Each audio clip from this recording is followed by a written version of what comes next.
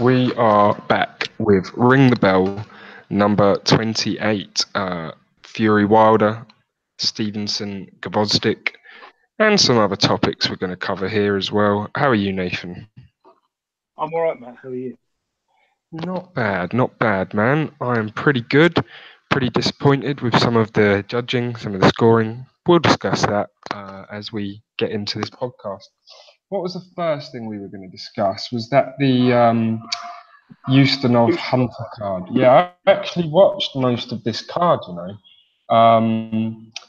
Let's talk about Michael Hunter stopping Ustinov. Did you see that fight? I did, yeah. Great fight. It was ridiculously old and slow at this point, but Michael Hunter was very small for a heavyweight, and he did a good job on Ustinov, I thought, actually, and eventually getting the stoppage. And he looks like he could be a B-tier heavyweight. I don't think you'd want to put him in against the giants. You wouldn't want him fighting AJ, Parker, White, Chisora, like maybe Chisora, but you wouldn't want him fighting some of the bigger guys in the division. There's almost a sense that he'd be better off at cruiserweight. What do you think about it?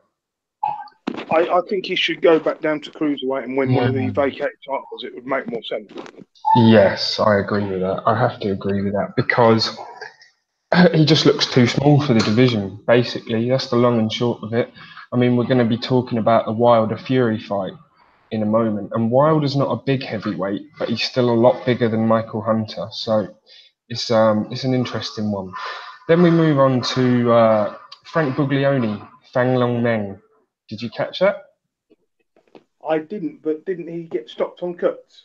It was a very, very bad cut as well. I actually feel a lot of sympathy for Buglioni. He wasn't winning the fight, but he wasn't boxing badly.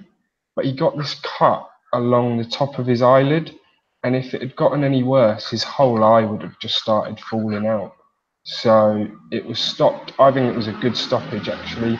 Usually we don't like stoppages on cuts, but this was such a drastic cut that it's fair enough. I thought it was a good stoppage. And oddly enough, Frank Buglioni immediately announced his retirement after that fight. Did you see that? I did, yeah. I heard about that. I wasn't shocked that he retired, but I would have thought he'd have given it another year. I thought he's the kind of guy who probably would have gone on to be a sort of gatekeeper journeyman of the British scene, fighting, like Derry Matthews or someone like that, basically. But fair play to him. He's obviously earned some decent money from getting world title shots, and he feels like he can retire now with his health. And good luck to him. That was a nasty cut he took. Maybe that helped influence his decision. Like, I don't need to be taking more of this damage. And if that was his decision, then fair enough, fair enough. Mike Wilson versus Denis Lebedev. Did you see this one? Yeah, there wasn't much to see, really, was there? It was a dull fight. Yeah, I mean, the thing about Lebedev is we know he's old. We know he's not in the most interesting fights. And Mike Wilson was basically a massive unknown, wasn't he? So it's kind of hard to say too much about it. Obviously, it's one of those ones where Denis Lebedev, do we really want to see him in another big fight? No, not particularly. Like, who's he going to fight? Like, we've seen him all. We've literally seen all of the big. He's fought Gassiev, he lost. We've seen him in massive fights. He fought Huck and lost 10 years ago. He beat Roy Jones, a skeleton of Roy Jones Jr. He beat James Toney, and again that was a similar thing. It's been an odd career for old Lebedev, but more shot at the cruiserweight title. I hadn't heard him do an interview until recently. He's not the most intimidating sounding man, is he? Not really. He sounds really funny. He's got a really high pitched voice for such a big guy, and it's very funny, very funny. But yeah, fair play to him. He got the win. He moves on from there, and it wasn't a great fight, but it wasn't expected to be a great fight. Caliafai versus Israel Pramzalis. Did you see that one? yeah, he was very lucky to even win that. I didn't think so. I thought he did actually win the fight fairly comfortably. I felt he had it by 2 or 3 rounds, but I can see the argument. Some of the rounds were very close. I just It was a felt, good, yeah, you first, sorry. it was a good fight. These cards, Monaco cards, I can't get too excited about the cards. No, no, they're never the most exciting cards. I mean, the best fight was Hunter versus Ustinov, and even that's not a great fight. So yeah, it wasn't a special card, but it was an all right night of boxing. It's quite fun in the Monaco shows because the cameras good access to the ring. They can get all around the ring because it's such a small venue. So in that sense, it's quite interesting. But other than that, it wasn't the best show. Some of the fights left a little bit to be desired. Caliafai, he should have been a lot better. I mean, if you're looking to get the fights against Gonzalez or Soaring Visai, you've got to be looking better than that. So I can see what people meant in terms of him losing the fight. He wasn't good, for that fight. Yeah, yeah. I see a funny bit of news you've put as the second thing for us to talk about. Chris Eubank Jr. has become a US Marshal. That's correct. He is now officially allowed to arrest people in the USA, in Louisiana.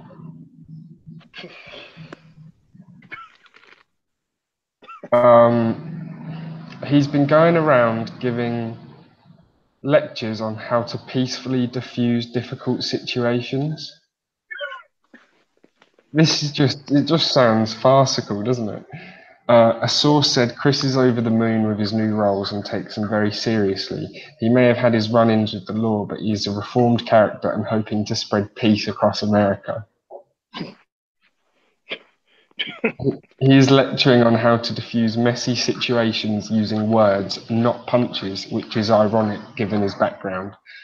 Yeah, this is fucking ridiculous. This is the most absurd piece of news I've ever heard. You might as well, oh, man, you might as well. Who was the famous serial killer in the UK? Oh, can't remember. You might as well put him in charge of a fucking kindergarten or something. Yeah, put him in charge of a kindergarten and make Eubank Senior a US Marshal. The world will be all right. Jesus Christ.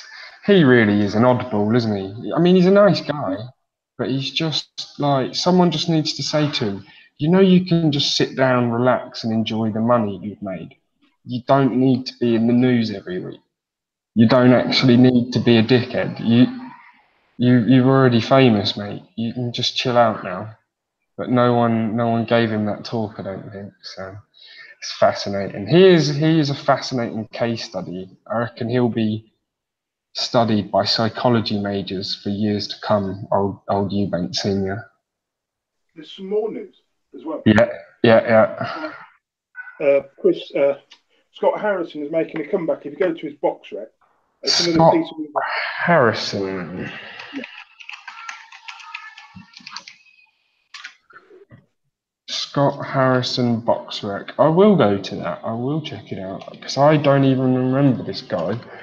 So that might be how me showing my age a little bit right now.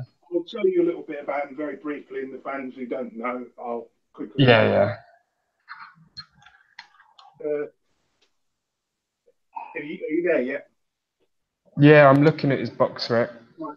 He won. I believe he was he a WBO featherweight or super featherweight? Oh, hang on. Scott. He was a featherweight, I believe.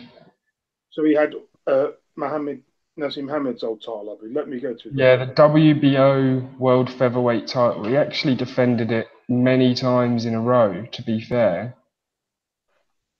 But he lost it as well, and then won it back against Manuel Medina. Yeah, that's true. I see that. He lost it and then won it back. But he had a lot of defences of the belt.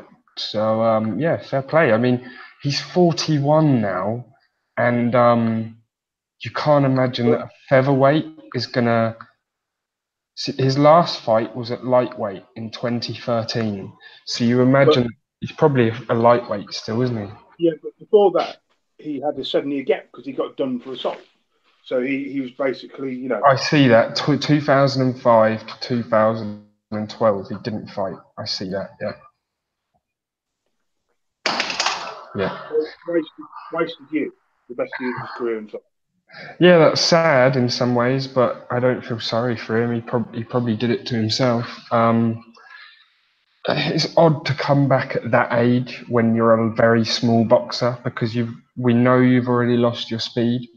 So unless he's like on some super drug, to be fair, it doesn't actually say on Boxrec that he's got a fight coming up, but maybe you know. Let me just quickly find his thing. I found some news on it. Yeah. Go for it.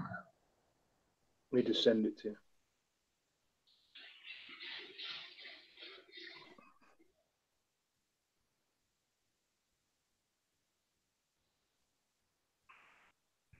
Second. Bloody slow machine. Right, there we are. It should be to you now.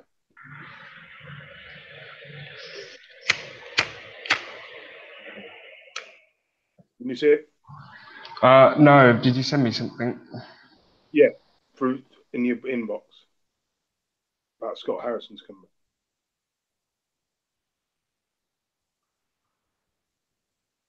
Oh, so he is It's not coming there back then. Yeah. for the WBU, WBF belt. Fucking hell, man. That's bizarre. That is bizarre.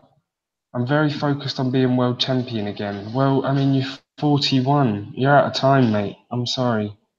That division is not kind to aging fighters. So, But he could probably win these belts against, you know, these rubbish belts against his opponent was some guy ranked like 800th in the world.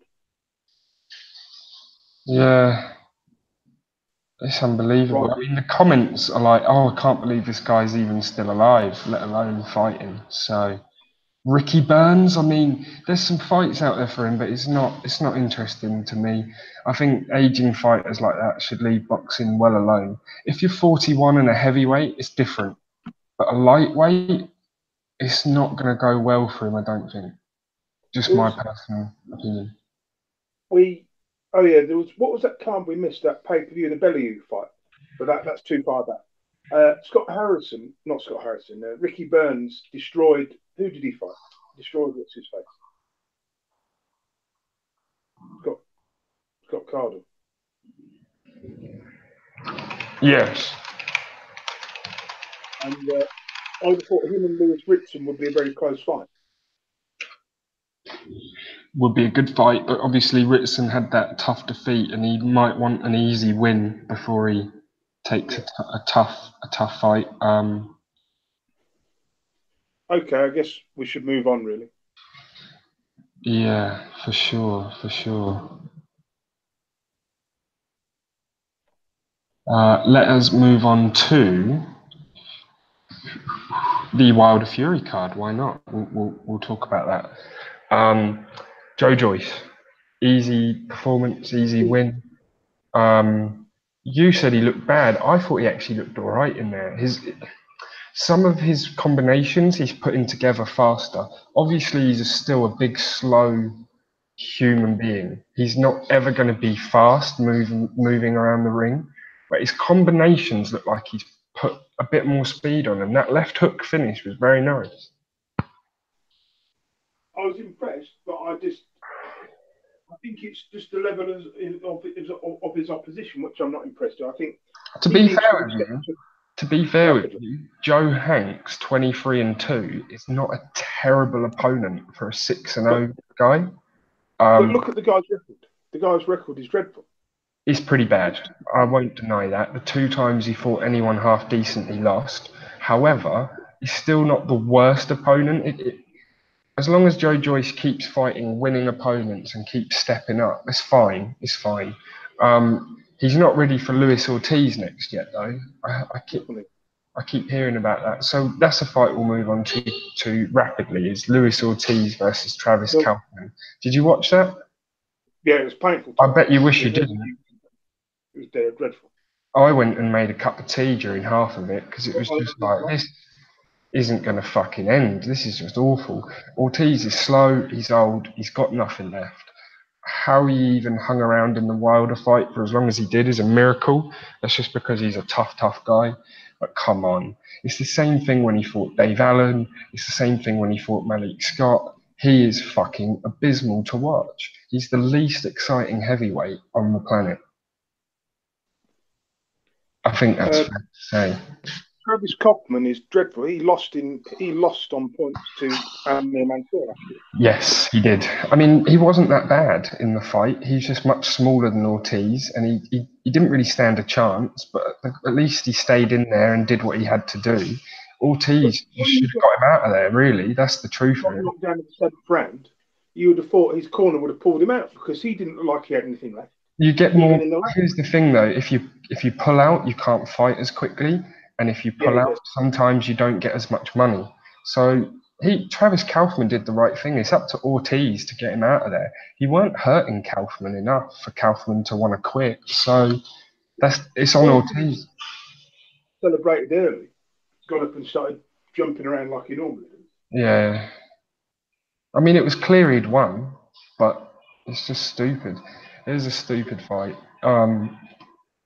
Pointless fight. Nobody really wanted to watch that. It was just a filler until the main event. Did you see Jarrett Hurd versus Jason Wellborn? I did, yeah. I was impressed with Wellborn. I wasn't. He did okay.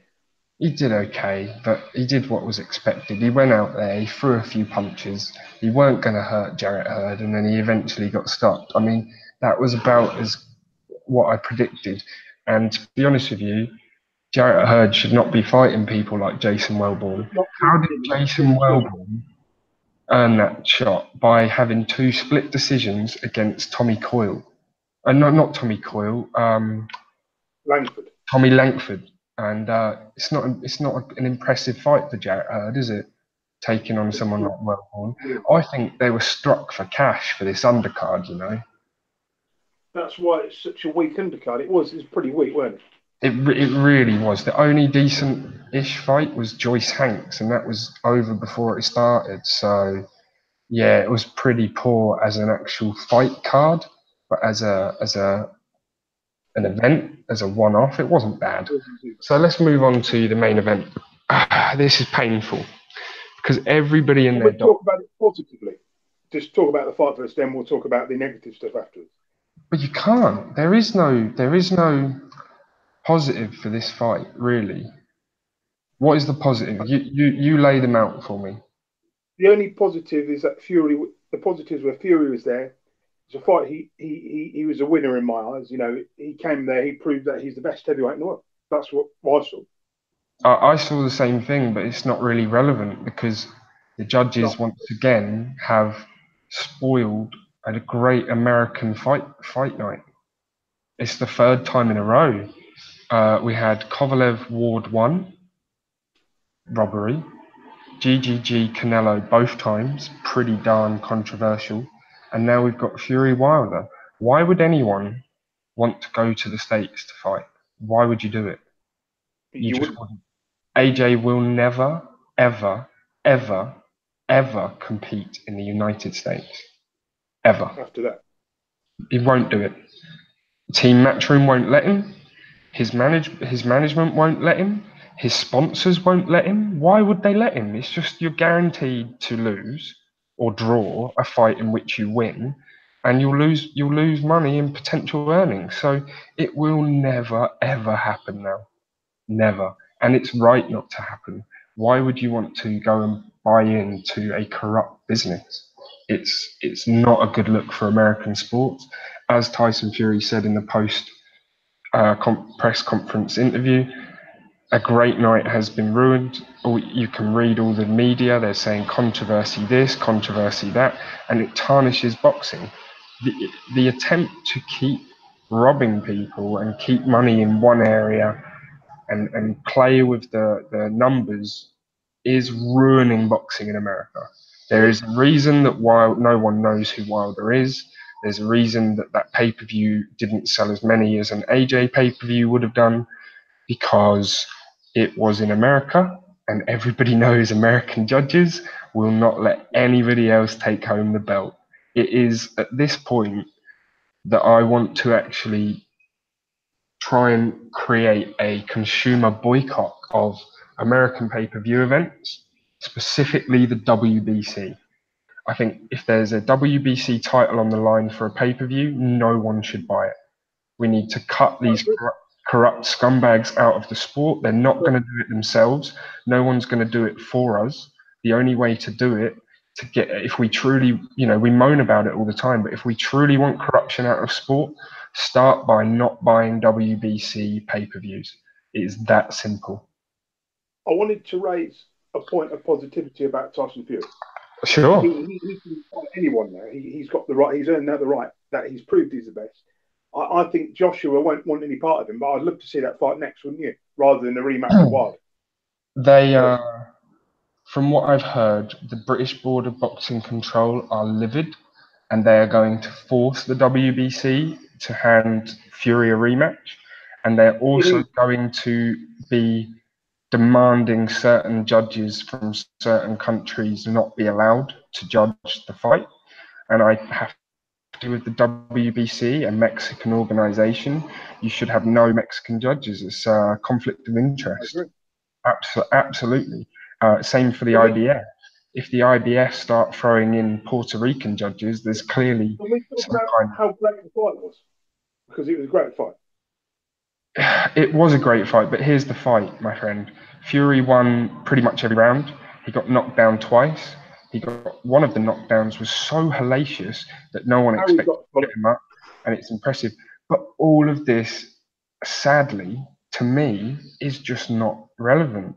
The relevant thing is what's in the history books around who won, who lost, who drew, and all of these. When the judges' cards were read, I'm thinking to myself, he's not going to get it, is he? He's not going to get the decision. They're going to rob him. When it was a split decision, I was very worried Wilder had won. I couldn't really believe it, to be honest with you. And I was ready just to switch off my PC and give up. But I think they knew if they give Wilder the victory there, nobody leaves that arena alive. There were 8,000 traveling gypsies ready to start a fucking riot, my friend. And if they rob Wilder, if they rob Fury again, it doesn't matter how nice Fury is about it in the ring, he won't be able to control what they do afterwards. I fear what happens when Joshua fight if Fury. What's going to happen then? Because you're going to have lots of angry black people and lots of angry gypsies. What's going to, it's going to be carnage. Are AJ's fans lots of angry black people? Whites as well, and celebrities. And AJ's fans seem to be kind of the middle class, to be honest. I think there won't be that many troublemakers from AJ's side. I don't actually see it as a problem as much because AJ doesn't racialize his existence. Thank God. Whereas Wilder does. The whole build-up of the fight was just vile and disgusting. Yeah, I mean, as if the gypsies were part of this, the cause of the slave trade. You're talking about the wrong group of people there. You're talking about 400 years of suffering. Try 2,000. Try 2,000 in every single country on the earth. The gypsies were hated, moved on. That's why they're traveling people. Try 2,000 years of hurt. Fucking moron. I cannot stand them. But he didn't need to bring that into it, that dreaded word. It didn't even need to be brought up, and he brought it up against the wrong person. He's not fighting a slaveholder.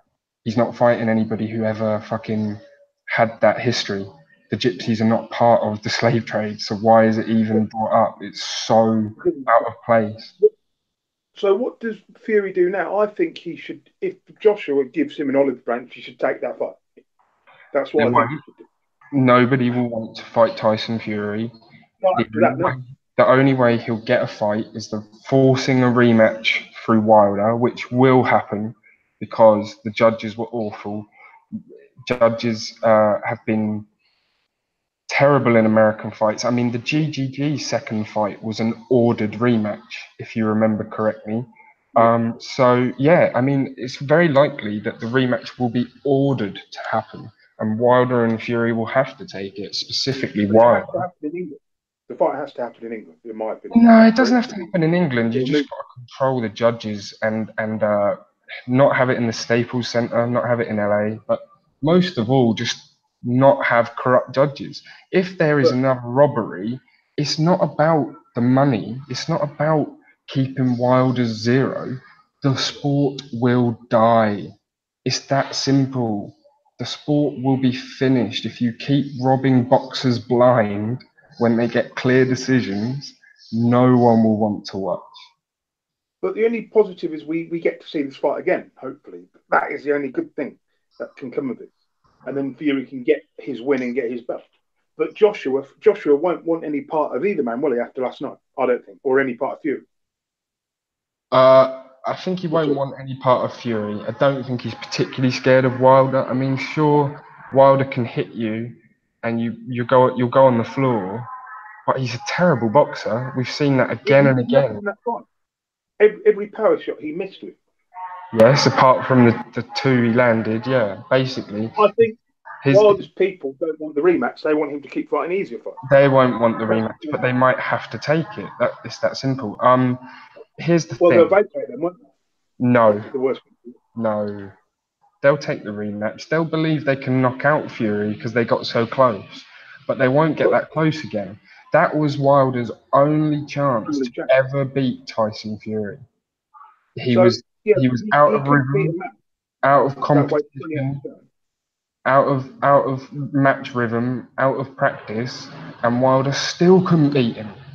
So he's not going to beat him. 28 stone, smoked, took loads of drugs, and yet it's laughable, isn't it? It's really laughable. Well, it just shows you how shit the heavyweight division is and how much better he is than everybody else, that he can do that to his body. It's like, you know, when you play a top golfer and they give themselves a handicap. Tyson Fury had to actually give himself a handicap for anybody else to stand a chance. That's the truth of it. It's ridiculous. As for people saying, you know, there's a few Americans trying to say Wilder won. I mean, you ain't on my planet, and you don't really deserve to be sharing my air if you think that. So I've got nothing more to say on it other than that. What made me laugh was in the post-fight interview when Wilder said, "I thought I won the fight with the 2 knockdowns." I laughed. He never thought that, not for a second. He smiled when the draw was announced, and Fury was shaking his head. That says it all, really. If you watch the body reactions, at the facial expressions, at the announcement of the result, you'll see Wilder's relieved, Fury's angry. Says it all. Right. Anyway, like you say, there is a lot of good surrounding the fight, but for me, it's just like all of the great things, getting up off the canvas after being nearly killed. All of that stuff, it gets erased from the history books by one corrupt judge, deciding that history doesn't need to be written the way it should be written. Tyson Fury getting up off the floor. As a result of that fight, he's got more fans. He's got more fans now. Yes, I don't disagree, but in the history books, that fight is a draw rather than the truth of Fury getting up from being knocked out to still win. And it just puts a salty taste on the whole event, whereas it's the same thing for what else happened recently? There was another fight where I said the same thing. You know, the judges are of great stories to tell. GGG, Canelo, it's a great story. If you tell the truth of the story and you let the truth be in the history books, it's a great story. Instead, what's in the history books is controversy, corruption, and just a bad black eye for boxing. It's not good. We don't need that. We don't need too many black eyes. We've had enough. Some crazy What shit. did you say then? Sorry, I didn't get that.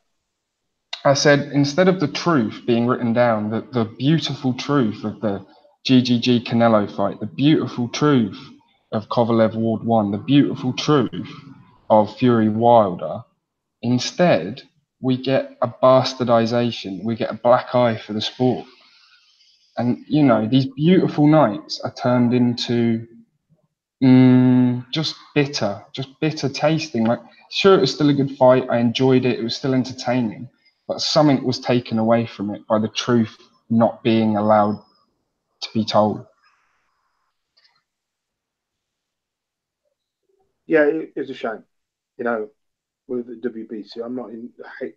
I really think I'm right. I really think if you look at those fights, right, other than the Ward Kovalev fight, they were all WBC. So much corruption at the WBC. So many shit ending nights from the judges from the WBC. And until they sort their shit out, I will not be buying WBC pay-per-views. It is a dead belt. I don't care about it. The only belt I currently have any respect for is the IBF. The WBO has too many European belts and fucking crazy belts, and the WBA has too many regular, interim, super. They're a joke. These governing bodies are a joke at the moment. Anyway, someone needs to either step in and sort them out, or as fans, we just need to pick one belt, cut the other ones out of the sport. Fuck them. I've just seen a meme here where it said for the Beyonce Wilder Tyson Fury fight, the judges were Ray Charles, Stevie Wonder, and Jose Feliciano, all blind people. Yeah, I wouldn't be surprised. To be honest, though, you know, the draw score. People are saying the Mexican judge, but the draw scorecard is an insult as well. That's the truth of it. It's an insult. Deontay Wilder won 2 rounds, and they're the rounds that he got the knockdowns in. Other than that, he didn't win a round. Didn't really land many punches. So even the draw is an insult. Let's face it. Like, okay, the one Mexican judge had it very wide for Wilder. That is laughable. But even the draw, that's not right. We know it's not right. I mean, everybody at ringside knew it wasn't right. Showtime commentary had Fury winning the fight widely. Everyone, the American commentators, the English commentators, all of the sports journalists at ringside, everyone. It's pathetic. It gets to a point where The I've thing I said loved, before, we need 5 the thing I judges. liked about that fight was when the way Fury took the piss out of him. I thought that was hilarious. Yeah, it was funny.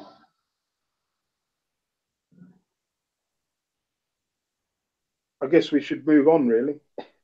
Yeah, I suppose so, my friend. Horn versus Mundine. We're just gonna laugh. We're not gonna talk about that. I watched We're just gonna Red. laugh. Mundine faked that. That was a Malik Scott. It was a dive. I don't even want to talk about it actually because it's another. It's just a disgraceful thing for boxing. You get up from that shot. You don't stay on the floor. You don't take your money and go home. You do not quit. This is boxing.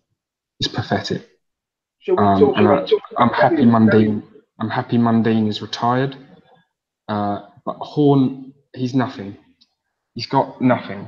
I mean, can he beat Errol Spence? No. No, Can he beat that's Terence part of the Crawford? point. No. Can he beat Keith Thurman? No. No, Could he beat Kell Brook? Probably not. no. Could he beat Amir Khan? Probably not. Yeah, Maybe if he got a lucky shot, but probably not. He's not even B tier, really. He's a C tier fighter who got very, very lucky. And I don't have a lot of time for them. I mean, that fight was just a joke. It was a farce. Why they charge $60 for it in Australia is beyond me. I because the don't know money. how. Because Madine's a massive name in Australia and so on. That But makes the money. $60 for a first round knockout is the kind of thing that turns people off boxing. I'm just putting it out there. Like, if we want our sport to be growing and going in the right direction, that's not it. That's not it. Hopefully Horn fights someone decent next, but I don't hold out any hope. And yeah, just a bit of a pony show, that one. Bit of a pony show. Shall we talk about Tony Bellew's career and how proud we are of him as a fighter? We can do, yeah. That's a better subject than Medina. I was impressed with him. Against Usyk, I was impressed with him, but he fought the wrong game plan, and he was always going to lose in the later rounds if he fought like that. You can't outbox the boxer. It's not going to happen. He'll let you win rounds, but he'll still make sure that you can win them on the scorecards, but you're not winning the fight. And that's how it went, and it was obvious. He really needed to try and go and blow Usyk out of there. He needed to try and hit Usyk hard and fast in the temple, knock him out, put him to sleep, and get out of there. Instead, he elected to box with the boxer, and eventually it caught up to him, and he lost. And fair play to him. There's no disgrace in that. He had a great career, and not many English fighters will fight for all 4 belts in any division. So we've got to give him a lot of credit. Yeah, definitely. I just felt he'd resigned to lose that fight and take the money. I think something went wrong in his training camp, and he just thought, I'll put on a good show, I'll take my money, and I'll go home. And I don't really think he ever was looking to win that fight. That's my one criticism. But other than that, yeah, great, good on him. Good on him for taking the fight. Good on him for at least, stepping up to the challenge. And what a career he had. He'll be remembered as a overachiever for sure. Somebody who probably had more determination than skill until, that's unfair now because his skill level has risen. But certainly early in his career, his determination was his key attribute. And fair play to Tony Bellew. Good performance. I wanted to see him have one more fight. I wanted to see him have a proper farewell, not that as a farewell. Yeah, that's the thing, isn't it? I mean, he went out in the toughest way possible, getting knocked out to one of the best in the world. I mean, it's not a good way to say goodbye, but at the same time, it kind of is. It's just a different way to say goodbye. And Tony Bellew did everything differently in his career, so I suppose we can't really argue with it. He's made his money, he's given everybody great entertainment, and he gets to retire with all of his brain cells left intact. I mean, there aren't many of them.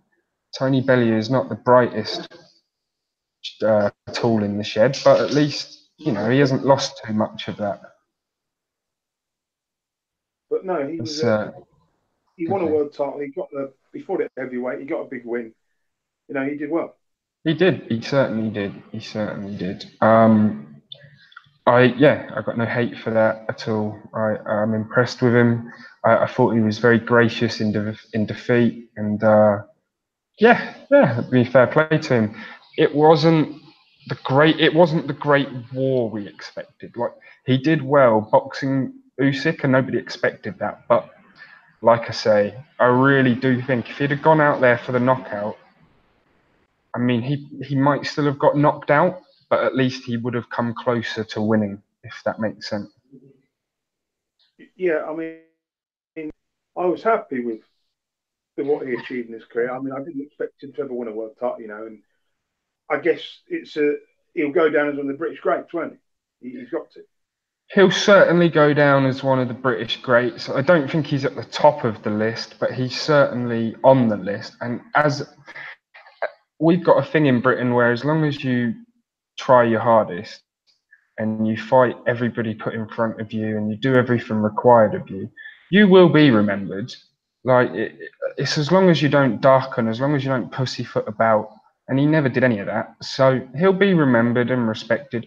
I think Liverpool will remember him for a lot longer than England will, per se. But the funny thing is that he nearly overachieved more than David Haye. Not far off. He nearly did it. He nearly managed to do it. For sure. That's why swinging. Go out on your shield. Like, he still went out on his shield. He got knocked out. But I don't know. I think he had more chance of knocking out Usyk in round 1, 2, or 3 than he did in round 7, 8, 9. You know what I mean? He troubled him.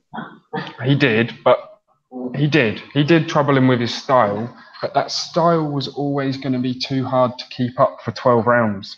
For a guy who's just come down from heavyweight, he weren't going to keep that up. That was just, I kind of saw it happening. I knew in rounds 3, 4, and 5, if he keeps doing this, it's over in round 7, 8, and 9.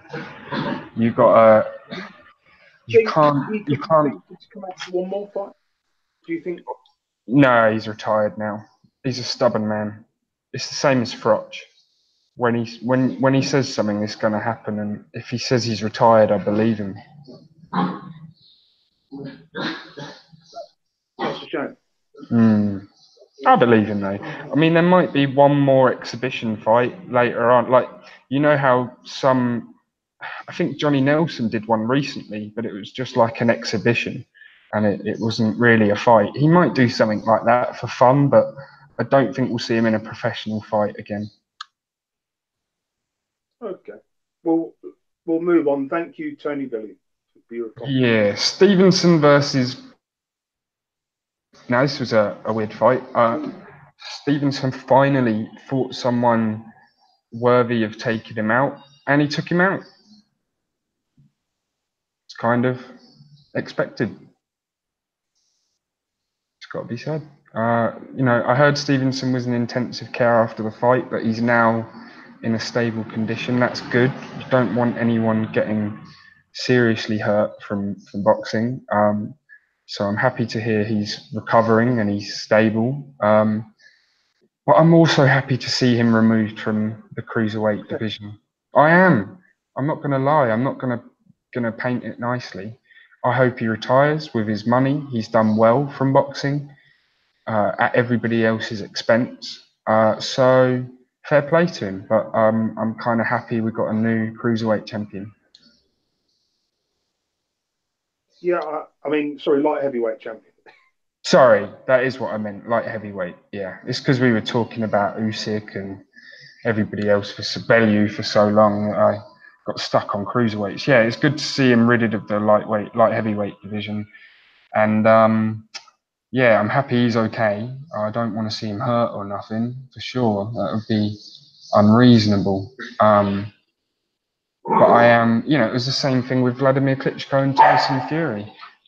Eventually it gets to a point where you just want to see that guy just not fight anymore. You don't want to see him at the top anymore. And Stevenson's been in that position for a while without fighting the greats of the division.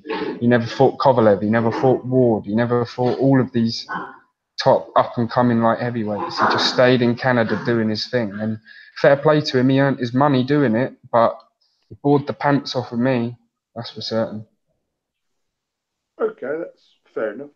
What else was there? Loma Pedraza next week. What's the card on that? Is there any recognisable names on that card? Yeah, Isaac Dogbay is fighting Emmanuel Navarrete. We've seen both of those guys fight on English cards over the years. Other than that, no, not really. It's a very small card. There's only 4 fights. Dogbay is a good fighter, isn't he? He's definitely world level. He's world level. He's got power, but I'm not sure. I'm never sure about these guys from Ghana and Gambia, and you just never quite know if they're the real deal. I mean, we had another guy recently, didn't we, who was knocking everybody out until he got knocked out himself. Martin McCall. Was that it? Not Bacoli, no, but he's one of them. But there was another guy. I think he knocked out Paul Butler. Andre, the Walter guy. Yeah, I think so. Let me just check Paul Butler's Boxrec, see if it is Paul Butler. Yeah, not Emmanuel Rodriguez. No, I can't remember. But there's been a few of them over the years where they look promising, and then all of a sudden they come up against an elite fighter and they look terrible. But Dogbay looks like he's at least he's probably better than some of the guys we've seen come from that region in a while. So yeah, fair play to him. It's not a bad fight. And then the other card that's coming up very soon is the Kelbrook card, December 8th. Kelbrook versus Michael Zarafa. That's not a great fight. A good fight on the card is Josh Kelly versus David Avanasian. That's a really good step up for Josh Kelly, actually. Collie will win that. Kelly will win that comfortably. Yeah, he will win that, but it's at least a very good step up. That's the kind of fight he should be taking, so that's great. And Johnno Carroll. Sorry? What was the fight before that? Kell Brook versus Michael Zarafa. I will come to that later, but yeah. And Johnno Carroll versus Guillaume Frenoir. Never heard of him before, but he's 46-1, so he can't be terrible. Carroll in line for a world title shot soon. He is. I think this might even be a final eliminator. I'd have to check. Can you check this guy's record? Because he can't be that good, can he? This guy he's fighting out. No, I mean, I reckon a lot of his wins were in some shithole country that no one's ever seen him fight. So let's check. Johnno Carroll. Boxrec. I mean, the guy he's fighting is Guillaume Frenoir. He's from France. And he's fought his entire career in France, Italy, Belgium, Switzerland. He's fought in Europe. He's basically European level. And he's had a lot of fights against one-star opposition. Has he ever fought anyone we've ever heard of? Not that I can see. No. The one time he fought a really good opponent, Devis Boshiero, he lost. So, yeah, it's not great. It's not a great record. Somehow he's got to 46-1 by fighting absolute unheard of nobody's EBU titles. It's quite impressive, actually. So he's won the European Championship. It's not. The European. He dropped the EBU. He doesn't have it anymore, but he didn't lose it. Title. At least he won the title. Yeah, I mean, he's the #1 super featherweight in France, and he is ranked in the top. He's 31st in the world, with Shakur Stevenson above him and Eduardo Ramirez below him. So, I mean, he's not terrible. It's just not. It's not a great fight, really. Carroll's having a bit of a career resurgence, isn't he? Well, yeah, I mean, he's 16-0 now, and he's beat some okay guys. To be fair, Johnno Carroll's 42nd in the world ranking, so at least this guy is, above him. At least he'll be moving up in the rankings with this win. So, fair play. It's not a terrible fight, really. Fair enough. Was there any news that we wanted to cover, bro? Let me just have a quick look. What we had. Oh, you've posted the thing. We've already talked about this a little bit. The British Board of Control have filed a complaint with the WBC. See if we've got anything else. Bivol, did you watch Bivol's fight last week? No. I watched highlights of it, and I wasn't that impressed with him. He didn't look like the killer he's been in the past. Yeah, it wasn't. It was embarrassing, really. I mean, for a guy who's meant to be the next. Yeah, it wasn't a great fight. But I mean, everybody's allowed one of those, aren't they? You can have a boring. We didn't mention Kell Brook's opponent. We forgot to mention Kell Brook. This is obviously. I mentioned Kell Brook, but I didn't go on to his opponent because it just seemed boring. His opponent's not brilliant. But... No, it's not a great fight. Let's look at him. Michael Zarafa. He's lost twice to Peter Quillen and Arif Magomedev. Actually, pretty good fighters he's lost to be fair, but he hasn't had any big wins. He's never beaten anybody that you really know of, and he's spent his career fighting in Australia. Fought once in Russia, but mostly he's been beating up fellas in Australia. And like I say, the 2 times he fought anyone decent, and we didn't mention he lost. Was the performance of Bogdandini against Jarrell Miller. Dreadful. Oh God, Bogdandini against Jarrell Miller. But it was terrible, wasn't it? I'm not sure I caught all of it, but yeah, it was terrible. He was terrible. Jarrell Miller didn't look great, other than the finish. And Jarrell Miller's got a big problem now. He's not in shape, and he likes burgers too much. He will never be in the right shape to beat Dillian White, AJ, or Wilder or Fury. He's in the right shape to fight Parker, Andy Ruiz Jr., maybe Pulev, but he couldn't beat the elite guys in that shape. He just wouldn't have the stamina. He might think he does. He might be able to throw for 12 rounds against easy competition, but when you're being forced to work, it's very different. And when you're being forced to move your body, and your body is 315 pounds, that's going to take a lot out of you. So I he mean, needs to get in shape. he can't beat any of the elite guys, basically, can he? No, he needs to get in shape. He needs to lose about 60 pounds.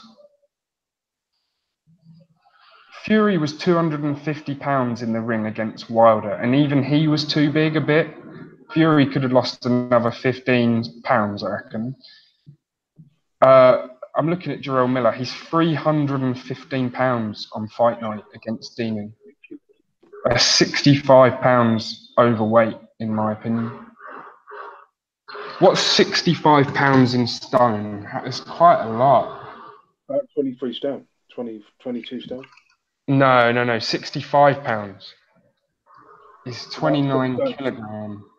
65 pounds in stone is 4.5 stone he needs to lose. About half of what Tyson Fury lost.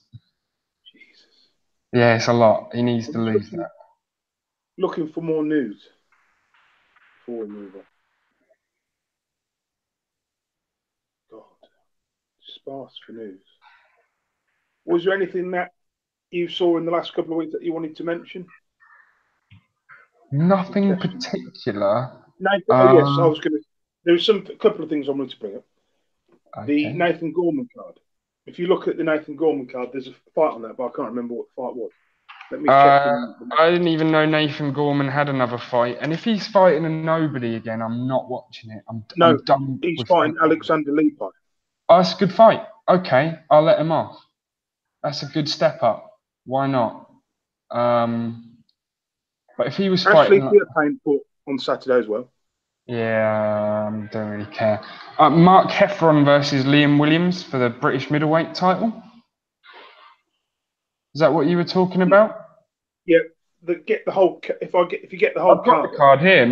It's actually a very good card. Oh my God, Carroll. Michael Conlan versus Jason Cunningham. Martin Murray versus Hassan and Dam and Jekum. Tommy Fury's debut against Yevgenis Andrajeves. Lyndon Arthur versus Emmanuel Fuezo. Nathan Gorman versus Alex Leopai. Mark Heffron, Liam Williams. Josh Warrington, Carl Frampton. That is a very good card. It's a very good card.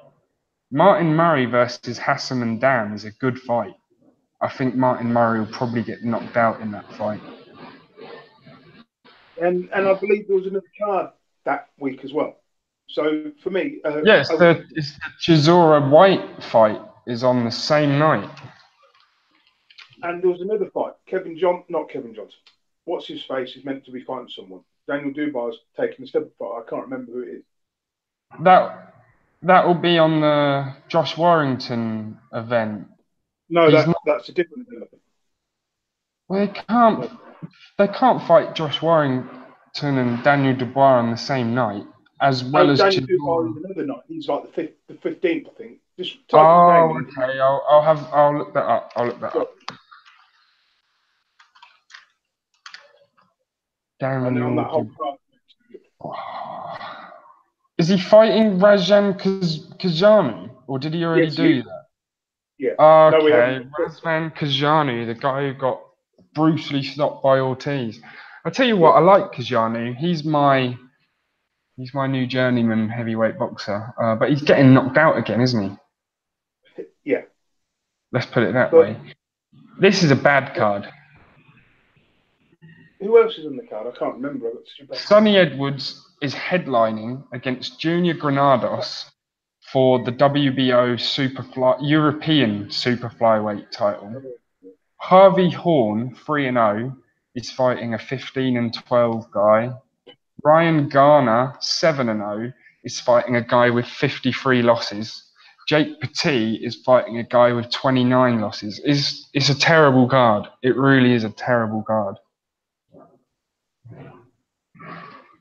It's basically everybody fighting knockover jobs other than the world title, European title fight. So, yeah, Jesus. I won't be watching that one, I'm afraid. I think there was another card. Did you watch the Gloves Are Off with Dillian White? Not yet, mate. I've been at my girlfriend's mum's this past day, and so straight as soon as the Tyson Fury finished fight, I went off. So I haven't had a chance to catch it yet, but I will watch it. It's a pretty good card.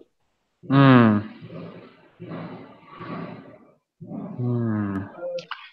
think we're about done, aren't we? Yeah, man. We'll have to leave it there. I've got no fan on me, and I'm boiling out. So I'll catch you soon, bro. Yeah, I wanted to ask your advice on something when the podcast is over. Please do. Yeah. Peace out, everybody. I'll catch you soon. We'll be back for the 22nd show, I believe. That's back on the 19th or something or whatever. Yeah, for sure. Perfect. Catch you all soon.